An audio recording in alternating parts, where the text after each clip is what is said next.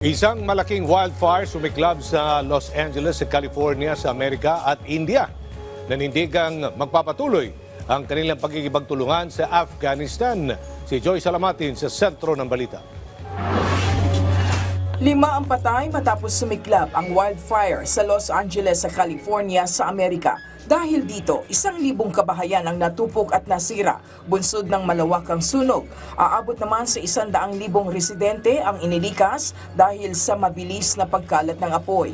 Ayon sa mga otoridad, ito'y dulot ng hurricane force na lakas ng hangin na dala ng panahon sa bansa. Isinailalim naman sa state of calamity ang LA dahil sa matinding pinsala ng wildfire.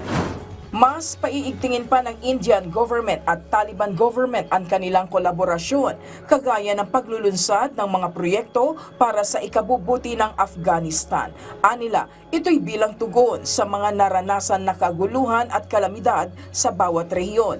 Binigyang diin rin ng dalawang partido na layon ng pakikipagtulungan na mapagtibay ang kanilang relasyon sa politika. Mananatili rin anila ang kanilang pakikipag-ugnayan sa isa't isa hanggang sa matapos ang mga proyekto.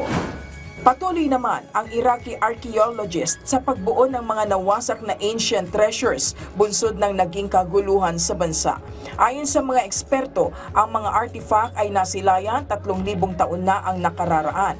Hindi naman bababa sa 35,000 fragments mula sa humigit kumulang na 500 artifacts ang nakolekta ng grupo. Sa kanilang taya, aabot ng halos 10 taon ang pagbuo ng mga ito. Pero anila, hindi hadlang ang panahon para masilayan muli ang kagandahan ng kanilang kasaysayan. Joy Salamatin para sa Pambansang TV sa Bagong Pilipinas.